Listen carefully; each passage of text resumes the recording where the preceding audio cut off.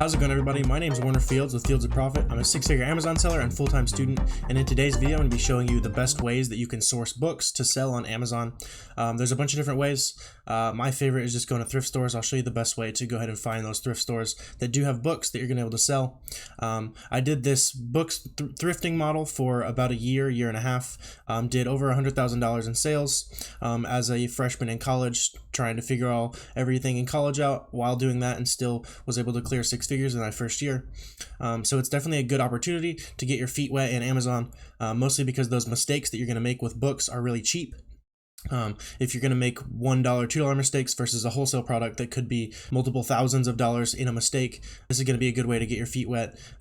Learn how Amazon works, learn how to send in a shipment, learn how to handle returns, because your mistakes won't matter as much. We're going to go ahead and dive into my favorite ways to find some places or to source books at. But before we do that, I just want to say that only about 25% of the people who watch my videos are subscribed. So if you want to go ahead and click that button down below, that'll help me out a ton. I'm going to help out your business in this video. So let's make a deal here. Go ahead and hit that subscribe button. Let's jump into it. So my favorite way to source books is just going into thrift stores and sourcing off their shelves. To do that, you're going to need a barcode scanner that's about $45. I've used those and never had any problems with them, so it's a really good $45 investment. And then you're also going to need Scout IQ. Links for both of those things are down below. That helps me out. I also have videos on Scout IQ. If you don't know how to use that yet, you can go ahead and watch that video. I think I give a pretty decent tutorial on how to best use Scout IQ to make sure you're buying the best books. When you are looking for thrift stores to go ahead and source at, you're just going to want to go to whatever city you want to source in. In this example, I'm just going to use Kansas City. In Kansas City, I have all these hearts are thrift stores that I've been to.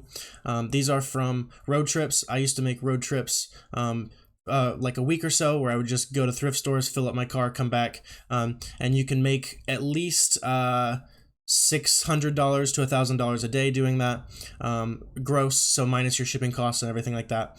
But that's a pretty good way to make some money pretty quickly, especially with books. If you're in a city that doesn't have a whole lot of thrift stores, you might want to consider doing some road trips. See if I can zoom out here. My hearts are not showing up, but I've got there they are. So I've got all these cities I've sourced in right there. Oklahoma City is pretty good if you're nearby. I like Oklahoma City. You can also hit Tulsa. It's not too far away. They've got a bunch of thrift stores there as well. So to find thrift stores, pretty simple. You're just going to go into Google Maps and type in thrift store. It's going to pull up a whole bunch of options for you. So you can see all of these little stores are thrift stores. And then you just want to go ahead and make a route with whatever city you're in. You're just going to want to make a route to go save driving time between each store. So you just want to look at it, figure out the best route to go around.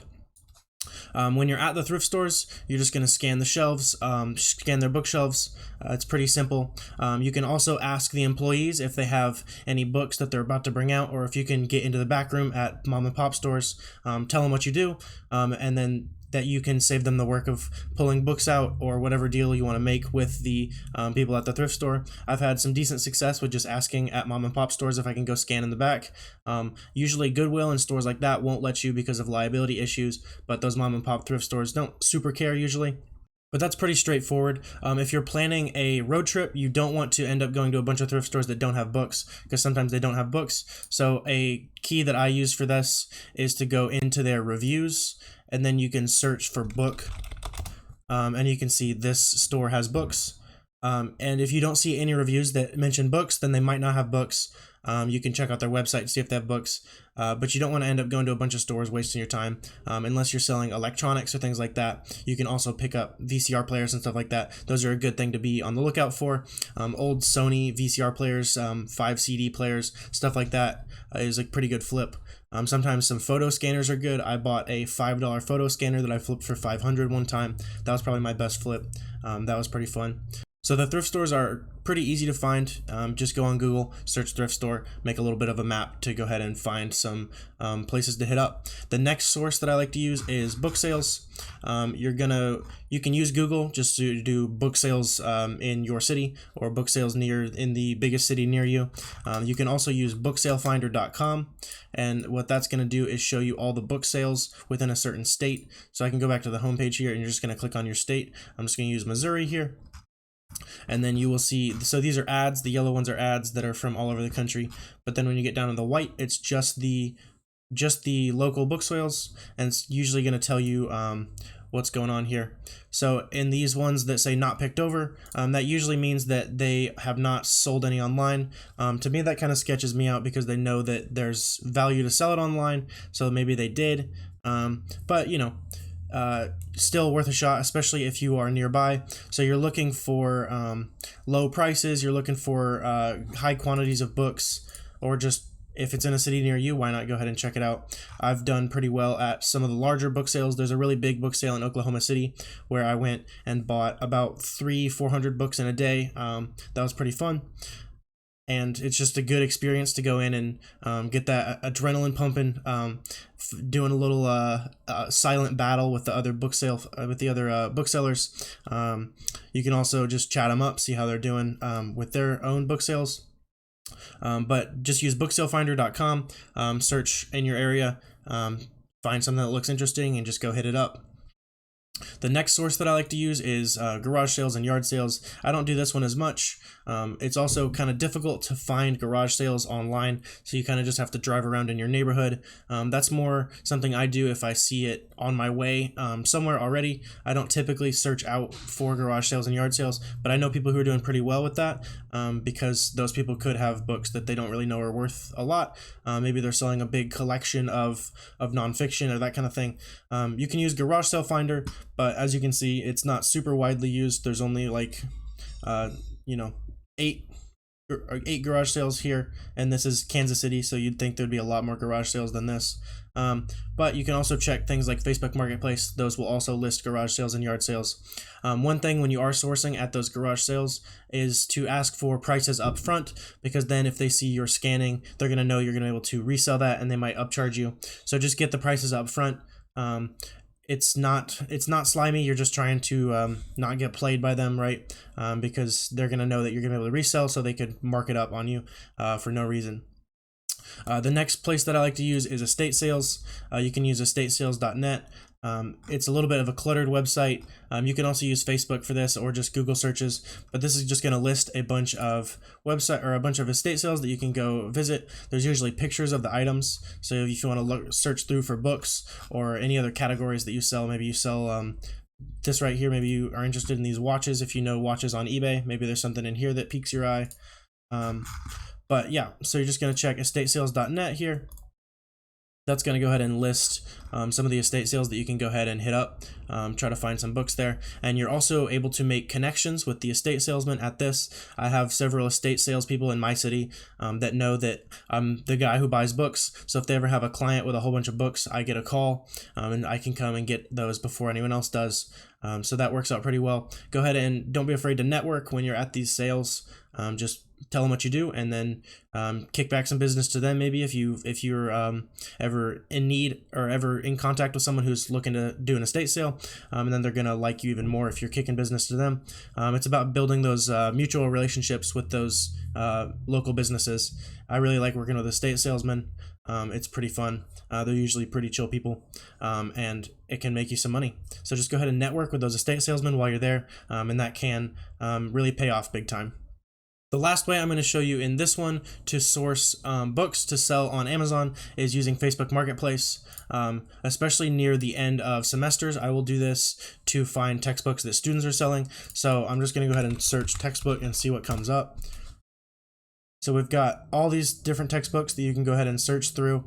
We're going to go ahead and select local pickup, and then any of these might be pretty significantly undervalued. You can also use the Amazon Seller app. So you're going to open the Amazon Seller app and scan the front cover of the picture on your computer, and that's a little faster than typing in the titles into another tab. So like you're just going to hold your phone up to your screen, and then the Amazon Seller app is going to read the cover and give you the rough estimate of what that book is going to cost, and that can give you an idea of whether or not that book is worth it to go ahead and go through the time of messaging someone and going to pick it up. I've also heard of people doing this countrywide, and then they pay to have the people ship it to them. I've never done that, but I'm sure that would work out pretty well. On Facebook, you're also able to join the student pages of local colleges or wherever you want to join that might have books for sale. So you could join the, say you're in Kansas City, you could join the Kansas City textbooks or whatever, Casey Medical University, for example. You could join their Facebook group and ask the admins, say that you're a local business owner who wants to buy their books more than they would be able to sell them to at the bookstore, so that those students are going to win. They're going to get more money for their books, and you're also going to just be able to directly advertise to those students that have books to sell.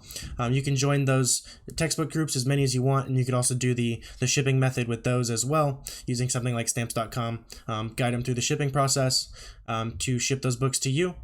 And then there's also softwares that you can use to flip books solely online. I use a software called FlipMine. There's also Zen Arbitrage. FlipMine is nice because it flips from eBay to Amazon, which I haven't seen any other softwares do yet, but you're able to find some pretty good deals. I find some ones where some booksellers maybe misprice their book. This software is going to catch that and flip for some really good margins. I've flipped $4, $5, $6 books into 50, 60 before because of those pricing mistakes. And then there's also just generally a pricing disparity between eBay and Amazon because Amazon has more customers. So sometimes you're able to take advantage of that using a tool like FlipMine. I have a video on FlipMine if you want to go ahead and check that out up there. But I found this tool to be pretty useful, especially for getting your feet wet in online arbitrage. You can use this to learn how to do online arbitrage with books, and then you can transfer those skills over to real online arbitrage or wholesale even, because it's going to teach you how to read those graphs, those Kiba graphs, figure out how many of an item you want to flip. But in this case, the books are going to be one-off. So I really like FlipMine. You can go ahead and check that out if you're interested in that. So that's going to do it for this video. I hope I gave you some new ideas for ways to source books. If you wanted to check out FlipMine, the link for that is going to be below. And if you have any questions about anything I said, feel free to drop them down below. I'm happy to answer those. If you found any value, feel free to like, comment, subscribe, all that good stuff. That helps me out with the algorithm. But that's going to do it for this video. Thanks, guys.